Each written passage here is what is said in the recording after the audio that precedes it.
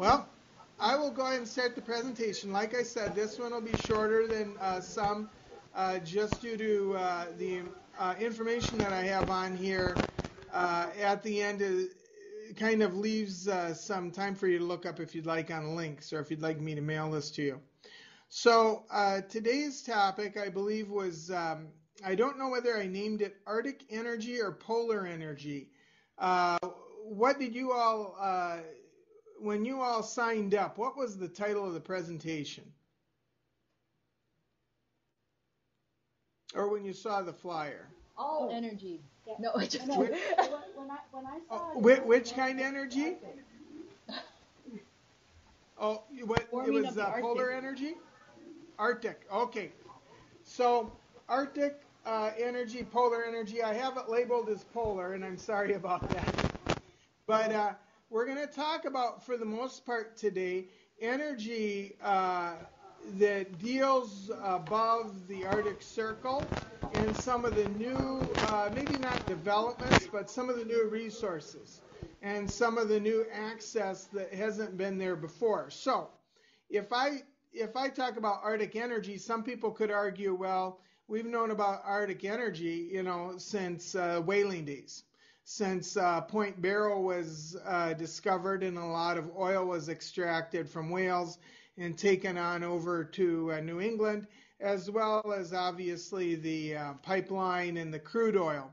But the type of polar energy I'm going to talk about today, by and large, has been that which hasn't been tapped before, and some of the issues around it, both using it in polar areas as well as accessing and extracting it.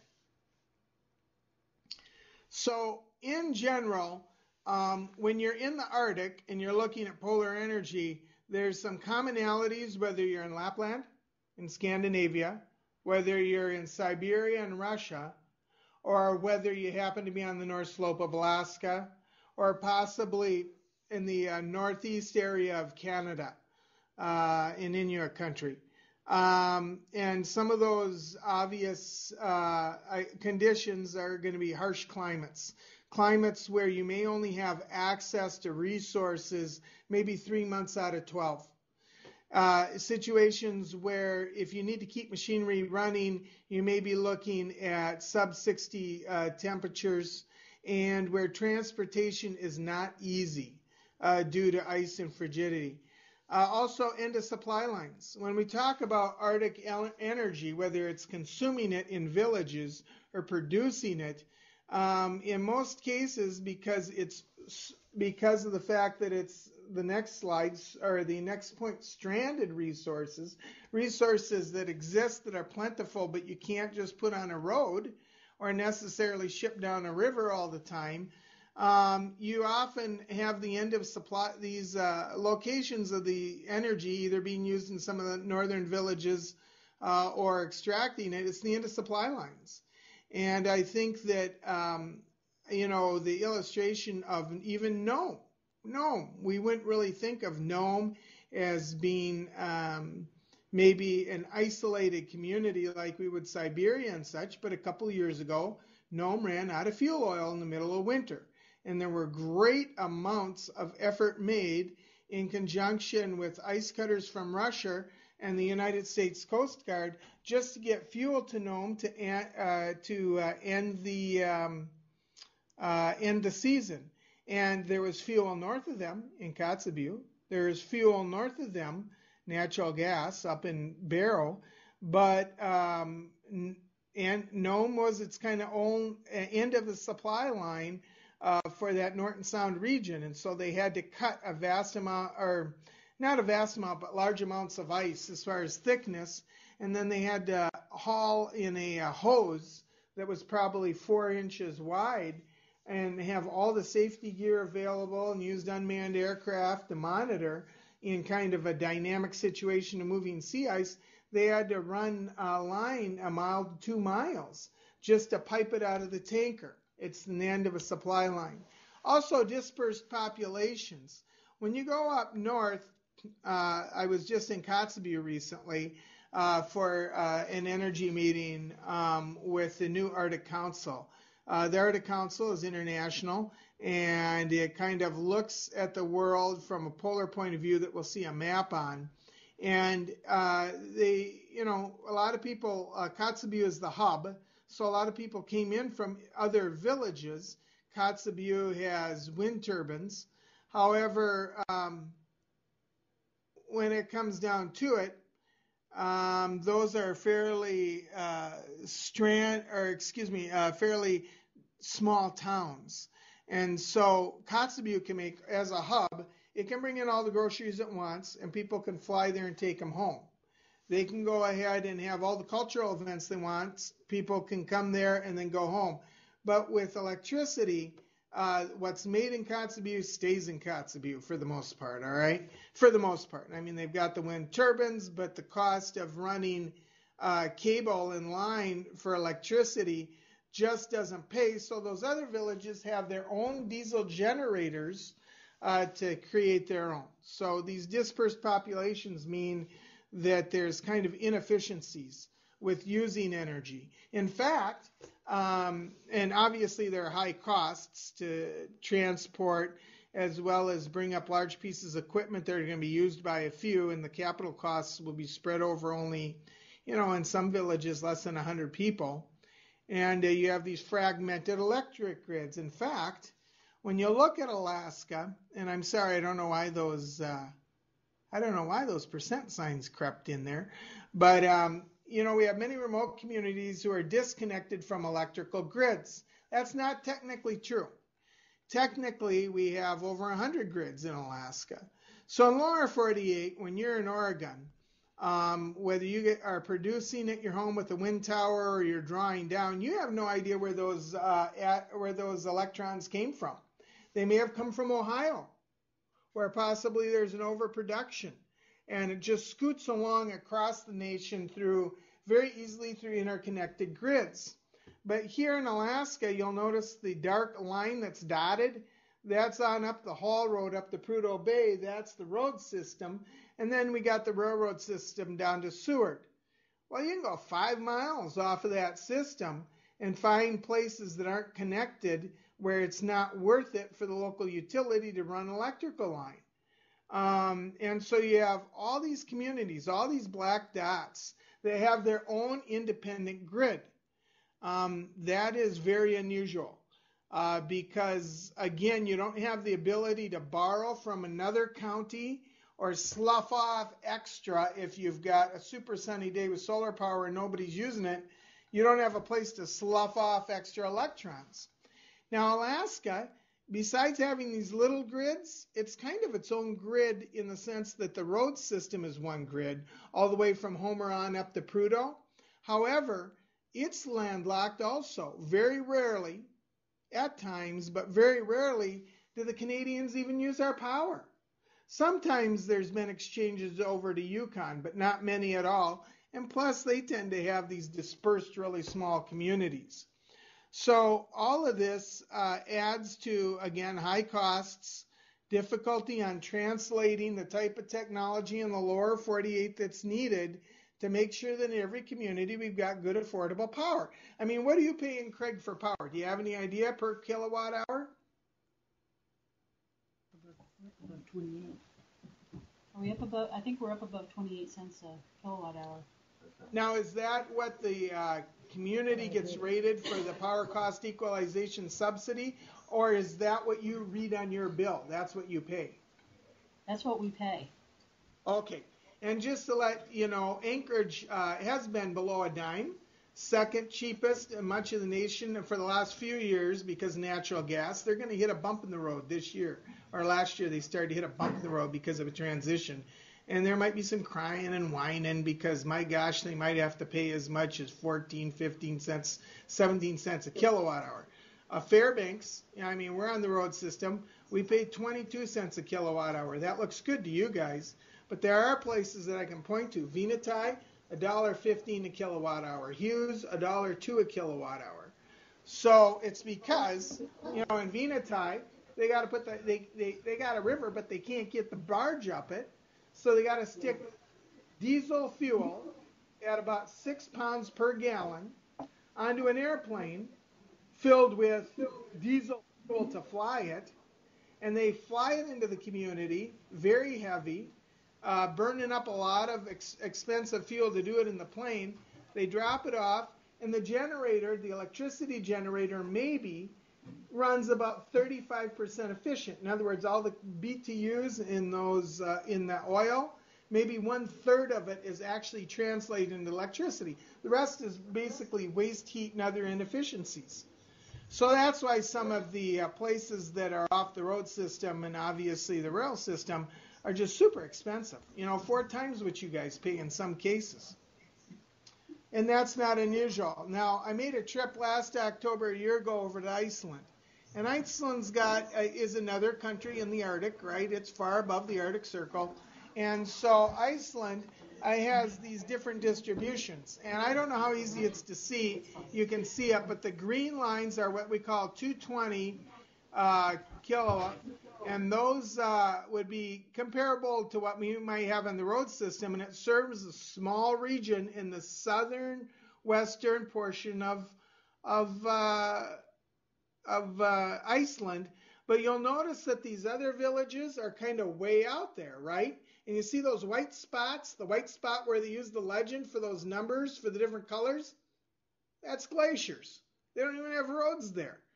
So you end up with a situation where you've got just some of the towns on the coasts, they're receiving electricity, but it's some pretty low volumes, okay? And of course, the lower volume you make when you crank up machinery, generally the more money you pay than in the big areas, the urban areas. Now, the thing about Iceland, though, is they're paying 5 cents a kilowatt hour.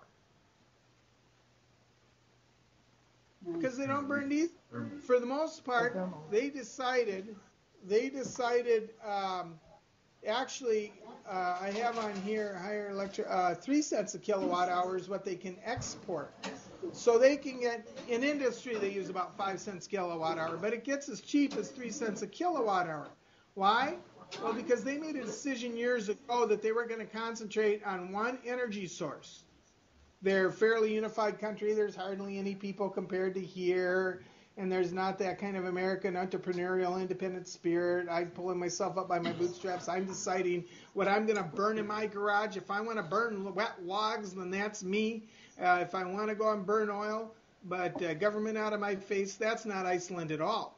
And they made a unified energy policy as a one people that they were going to develop geothermal. I mean, they're sitting on a volcano, all right? So they've got all this hot, water underneath, and they learned how to tap it and distribute it, and then run electrical turbines out of the volcano heat, basically, or the hot water coming out of the volcano heat. Now, I'm being super simplistic, right? And could we do that? Yeah, we could do that. We could do that on the Aleutians. We've got a whole chain of volcanoes, right? Yeah, but our volcanoes are deeper. And on top of that, who's going to use it? The puffins? I mean, there's not that much out there compared to a whole country like this. It's a huge investment that you have to make. I mean, obviously, there's Dutch Harbor and some other communities that could access it, but with geothermal, you're talking about some pretty spendy steam piping as far as infrastructure, as well as talking about some pretty expensive equipment. So anyway, they have so much electricity that is so cheap in Iceland that they're trying to think, how can I go ahead and port some of this, or how can we port some of this over to the European countries where they're paying a lot of money, like England? How can they get it over to Scotland? And so they're looking at exporting, trying to figure out how to export this geothermal electricity through large DC lines, not AC like what's in your wall, alternating current, but DC. And so they're starting to take a look at how they can go ahead and maybe lay marine cable and export electricity. One of the main concerns here also is that because Iceland is not using oil and they're using, just as a side note, because they happen to be using the electricity from the geothermal, which is a renewable resource, there's a lot of happy people in Europe about that because they say, hey, you're not cutting anything down, you're not burning any coal, you're not toasting any oil, there's no carbon output, as far as global warming and things like that. So they go ahead and they say no greenhouses, no emissions, because all we're doing is using steam. So that's Iceland. Like I said, 3/4 of a century ago, they decided we really need to buckle down and figure out what energy source we're going to use, being common. And they happen to have a corner on the high temp geothermal market. Now, Alaska, like I said, we have some really deep, not as shallow geothermal resources out on the Aleutians and such. But in addition to that, quite frankly, our temperatures are much lower than theirs in general. So that's one country that's made it. Another country that's made it is Norway. Norway is an oil extraction state, and with the North Sea, they obviously have a portion above the Arctic Circle, and their people actually make up pretty well. Why we get a PFD, and we can't hardly stand ourselves when they roll it out and say, hey, it's going to be almost $2,000, right? When you look at the size of Norway's reserve that they've gained over the years, it's massive. I don't know what their individual per capita payments are as dividends each year, but I know that compared to our PFD fund, it's massive.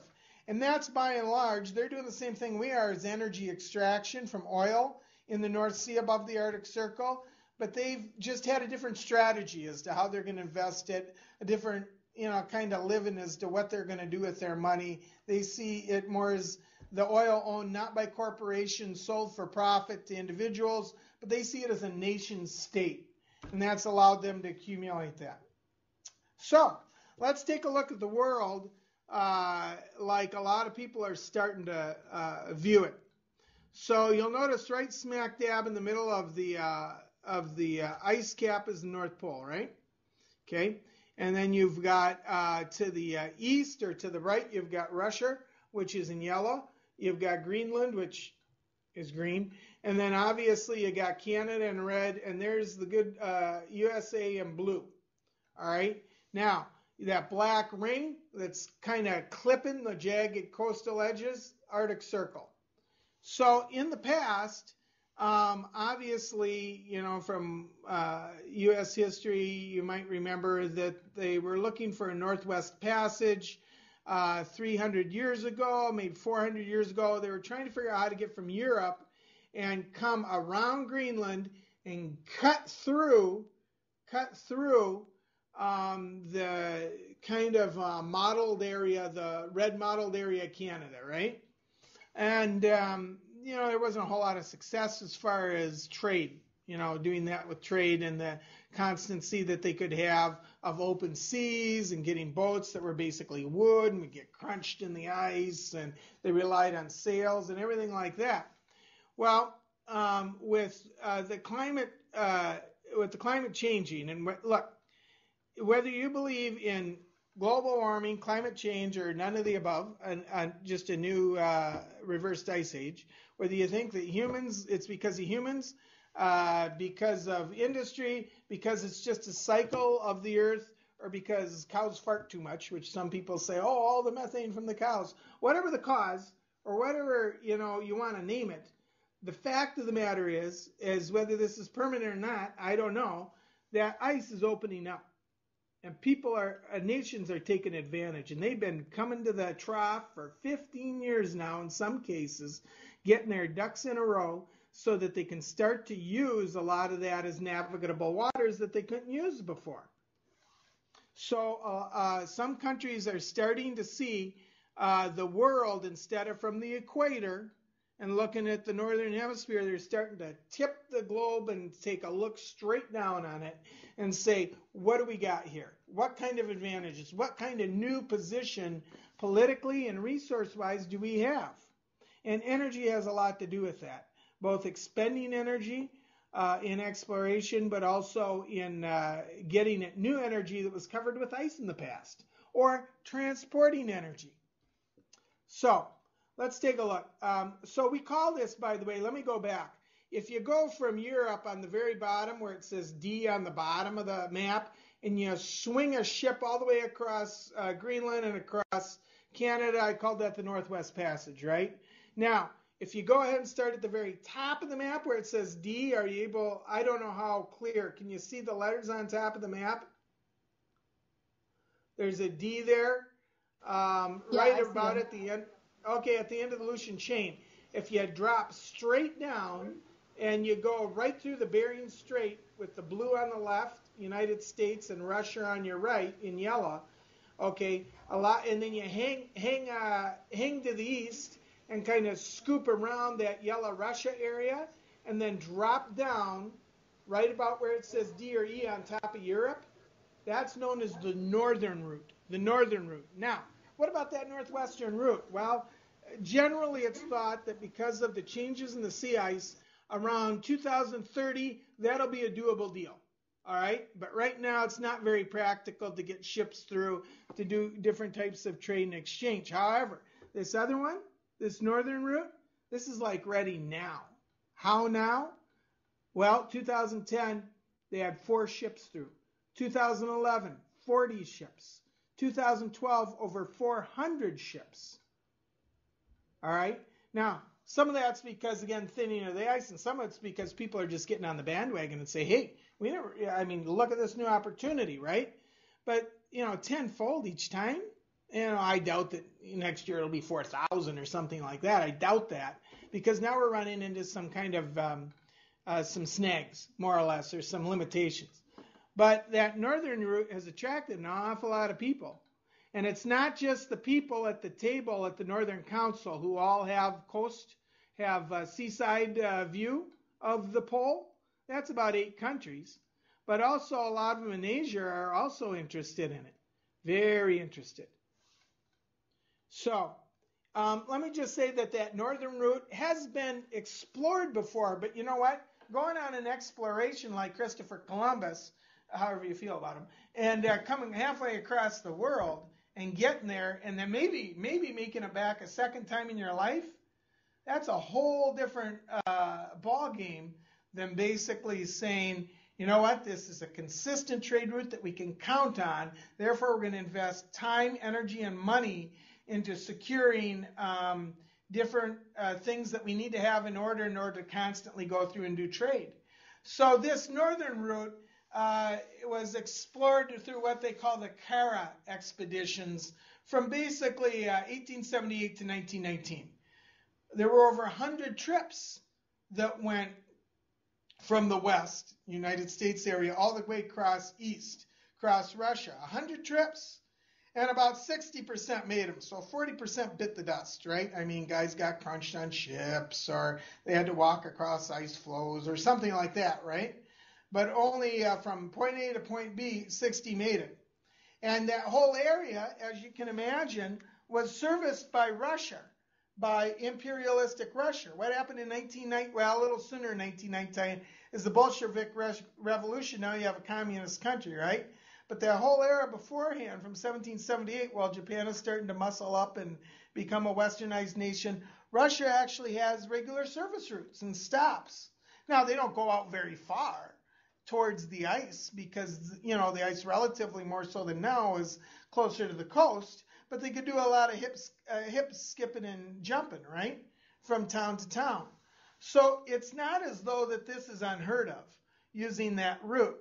And in 1915, that Russian guy there, starts with a V, he made it by an icebreaker totally from the east to the west. Okay, he came all the way across the other way. So the Russian Revolution happens right there around World War I, and what happens? A lot of Western countries say, oh, they're Reds, they're commies.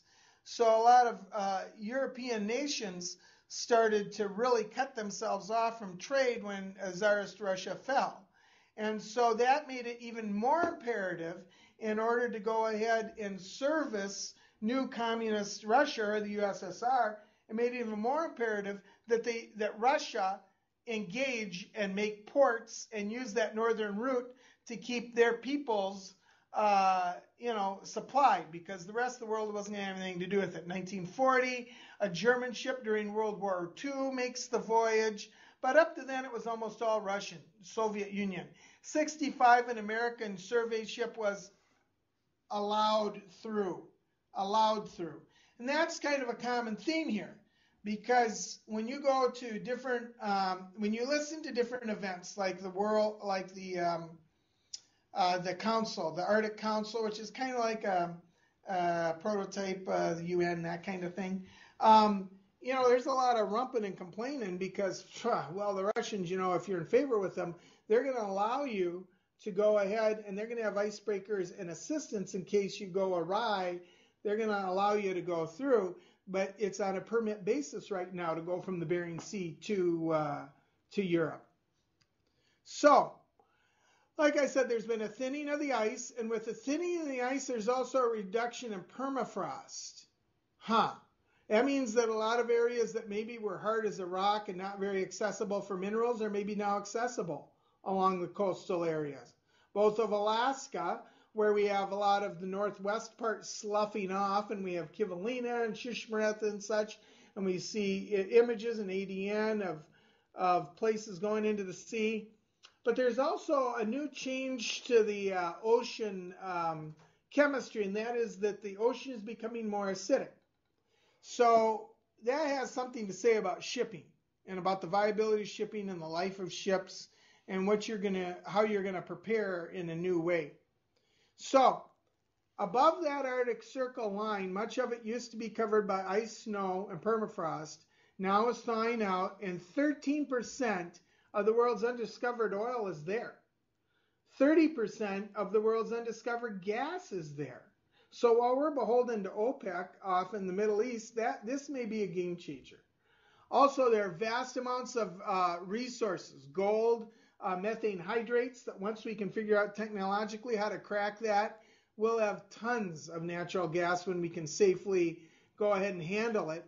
But on the other hand, there's also a lot of methane that's being released as things go ahead and thaw out, as well as mercury, which are a danger. Methane for global warming, and mercury just as a chemical, as a heavy metal, isn't a good thing to now have released that was frozen at one time. So the United States, and I didn't bring it with me because I'm in a different room, but there's an actual document that you can go online, and it's the United States National Strategy for the Arctic. And I just want to focus on some of the things that the United States is concerned about. One is invasive species and disease. So we've got more ships traveling from more countries, some of them Asia, that have hitchhikers, maybe in the ballast water, maybe on the edges of the ship that drop off, that are maybe going to change the composition of the ocean, of the ecology. And I'm sorry, I've got a misspelling up here on the next. But there's also now a concern from a homeland security point of view, not only to keep the ecology in balance, but also to go ahead and guard navigable waters and borders. Well, now, if it's possible for other ships to come through, they're going to have greater access to northern Alaska. And there's also this effort to project the U.S. maritime presence and to have energy security to guard our northern coast. Now, it's a little tough to do when you have 3 icebreakers. I think we have 2. And we have 1 being built. And the Chinese, they've got, I think, something like 4 being built. Guess how many icebreakers the Russians have? Almost 4 dozen icebreakers. 4 dozen. It's hard to project your strength and guard your borders when there's a little saber-rattling between Obama and Putin, and that's all you've got if they're looking at the northern coast. Also, they're looking, the U.S. national strategy includes not only protecting our current energy resources, such as the North Slope, from attack and such, but also going out farther now where the ice will allow and going ahead and drilling. In fact, the Russians last year revealed in Iceland, and they may have done it other places too, that they have a nuclear-powered, just like in our Navy, nuclear-powered submarines, pad station that they believe is ice-free, that can't be knocked around in the ice, that they're going to use as a drilling rig, possibly in the Arctic. So they'll be using small SMR, small nuclear modular reactors in drilling platforms. At least that's the goal right now. So that's an energy, something to be concerned about, especially with Fukushima. A lot of countries are nervous about that. So responsible stewardship. A lot of boats coming through are going to be on, they're going to be on fuel oil, right? So there's a concern of who takes care of when they're going through the Bering Sea if something goes awry and a boat goes aside and has thousands and thousands of barrels of oil that it burns to get across the northern route and can't make it, and it all leaks in the water. How do we prevent spills? How do we have good ships? How do we go and clean up spills? What about the ballast water that could leak out? How about also figuring out ways of having clean energy so that there's not black carbon, and that in this new pristine area that was never accessible, you don't have sanitation issues, especially now that you'll have a burgeoning trade of tourism coming through.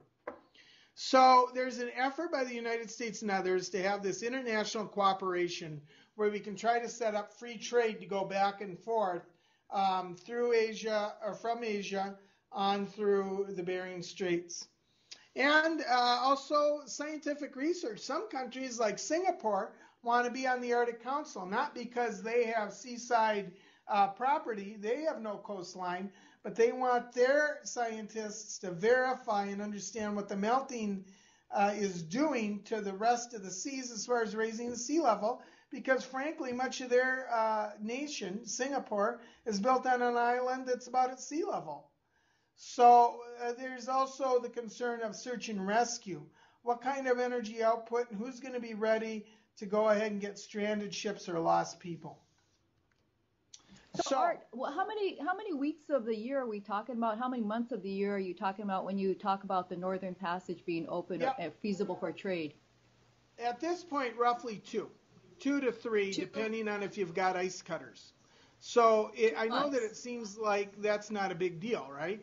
2 or 3 months, but they try to schedule and cram as much there as possible. China has these large Costco containers that they stick on from their Costco company on these huge barges, and they try to bring them through, and they just try to line them up, just like boom, boom, boom, and just try to train them through, is what I understand, to take advantage of that window. Now, it seems like, why would you waste if you only have 2 to 3 months, right? I mean, you're going to have to ship by other means for the rest of the year to your common European ports. Well, here's the difference. And how weather dependent? I mean, are they staging somewhere for long periods of time before they get their weather window they can go through? Generally, my understanding is generally not. When that season comes in, they are lined up and they are ready to go. Now, if there's a storm or something, they can't go, right? But my understanding is that they're not going to plan on leaving China with all these Costco containers on a huge marine ship and stop in Nome for potato chips and something at the convenience store and dock for a week and then decide to go on from there. They are going to be screaming through the strait as much as weather will allow, is my understanding, from a friend who's in Washington, D.C., who's been talking with the Navy on this. So the main reason, there's the one issue, and that is time window. And how do you expand that time window? By running ice cutters, which mostly belong to the Russians. Then how do you get permission?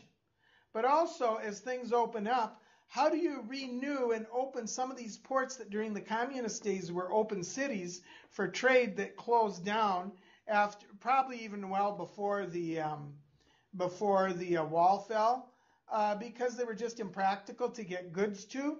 How many of those will now start to open up because it's warmer, it's more climatic, and you might have maybe not stopovers of the Chinese ships, stopping for stuff because they're screaming as fast as they can, but having on hand search and rescue and spill prevention and recovery equipment.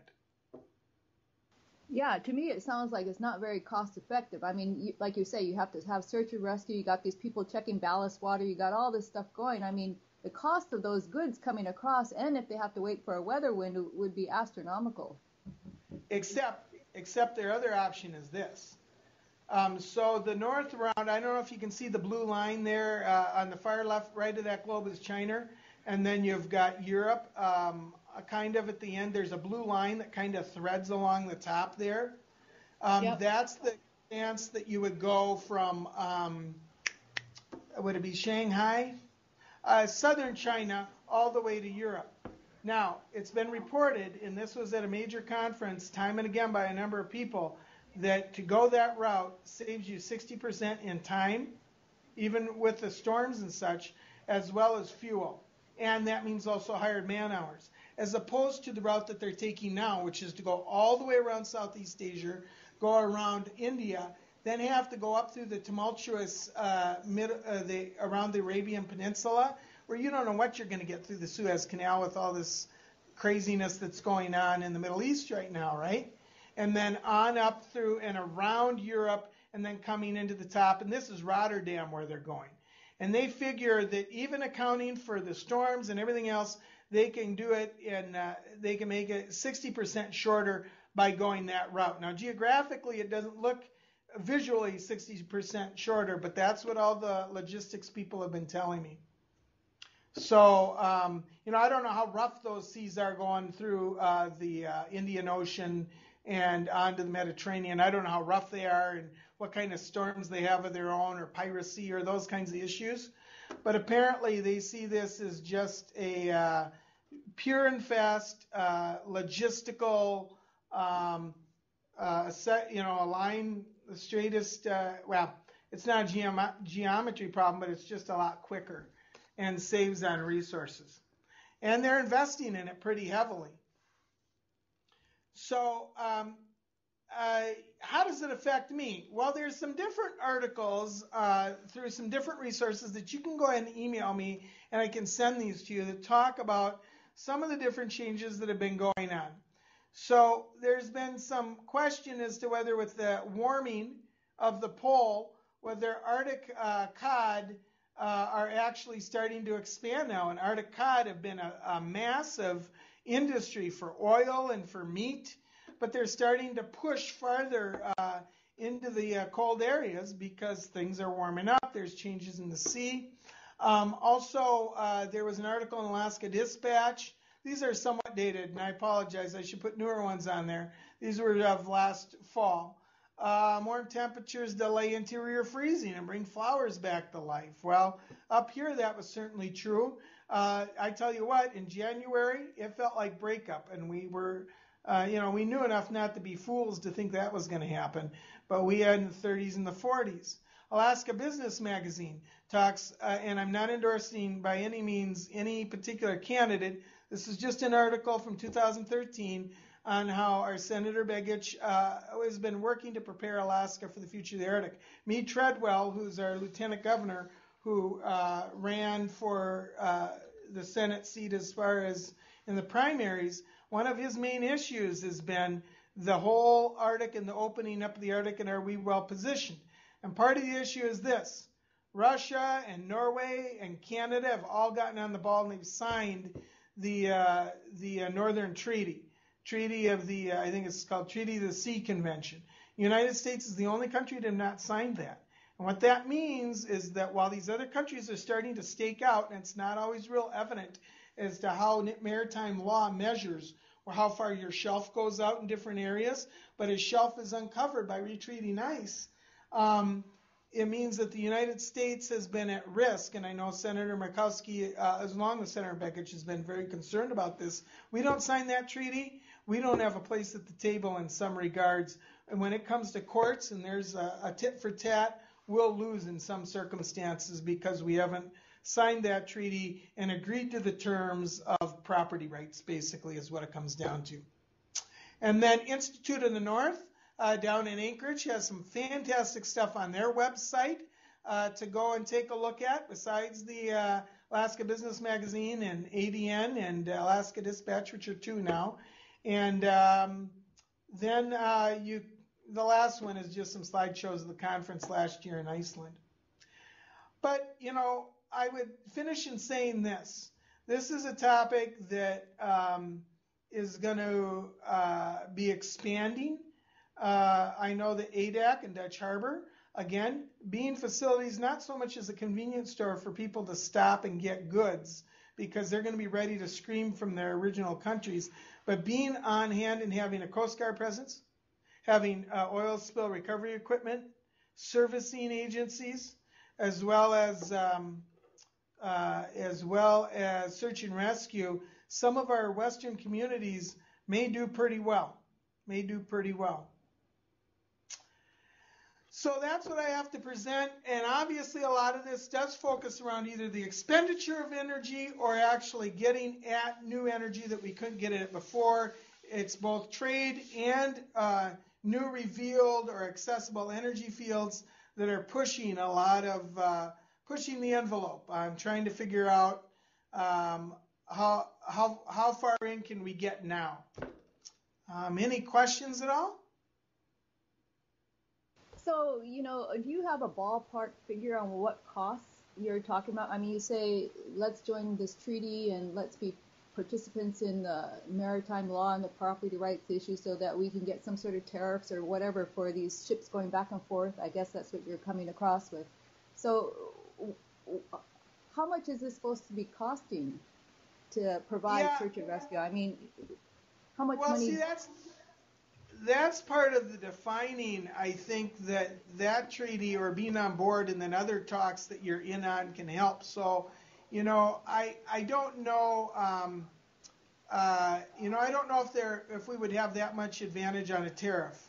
Like we'll have a ticket guy waiting and here $20 toll to go through the Bering Strait. I don't think it will necessarily look like that.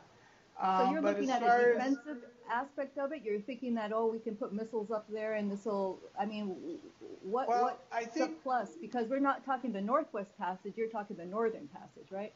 The Northern Passage. And so I think from the United States point of view, the Pentagon is starting to pay attention now because of the conflict with Russia that we've been having lately.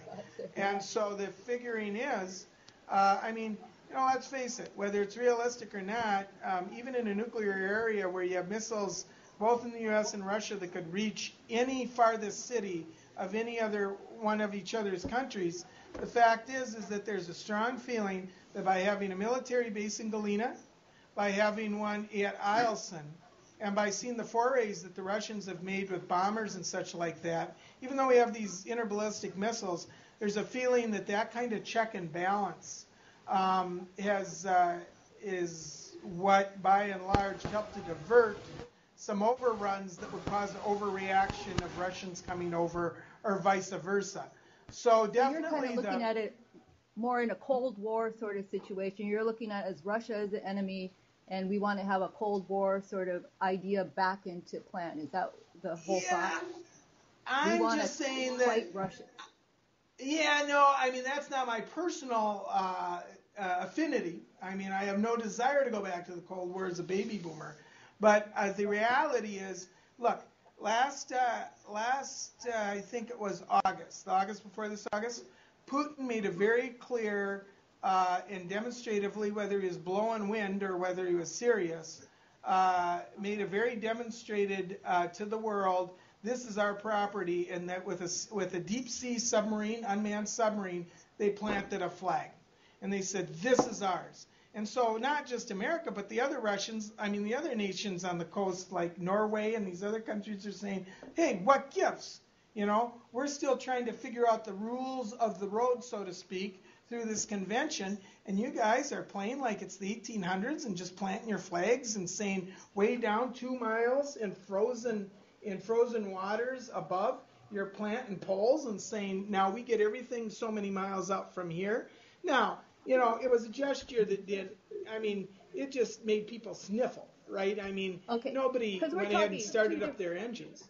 We're talking two different things, right? We're not talking the old Soviet Union. We're talking Russia, which has like a GDP of Italy. I don't know what their Sure. GDP is. It's a totally different sort of thing we're looking at. Russia is not the Soviet Union, right? It's not the Soviet Union, although geopolitically I can tell you that and again, I look at it from an economist and an energy point of view. Some people feel in the EU, all right, that this. It's like the Ukraine. Who cares about the Ukraine compared? We care about the Ukraine people, but a lot of people see the Ukraine, okay, as the first step to cutting gas off to Georgia, to the Ukraine, and these other nations, all right, and they see that as a threat to Eastern Europe. Not that Russia is necessarily going to, probably like they did with Hungary, and move in a puppet government, or they did in Czechoslovakia or anything like that. Like the US, but that they have more. putting in puppet governments in different places like the Ukraine yeah, and the the US has done CIA it too. involvement There's no in doubt those sorts about of that. things. And so, Yeah. this geopolitical sort of little checker game that people like to play is ridiculous. I mean, first of all, there's no money for it from the United States point of view. And yet everybody wants to go and escalate everything until we've got missiles pointed again everywhere, pushing NATO this far, doing this sort of stuff. It's a little bit too much, don't you think? Well, more than for my personal desire, to be sure. I'm not crazy about the whole Ukrainian thing and how tense things are getting.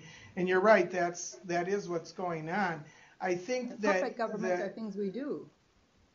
Well, I think that every imperialistic nation, or a nation that's had, whether it be the U.S. or whether it be England or whether it be back in Spain or whatever, you've often tried to domino theory with Vietnam. You often try to have a buffer and everything like that. But I think in this particular situation, Russia.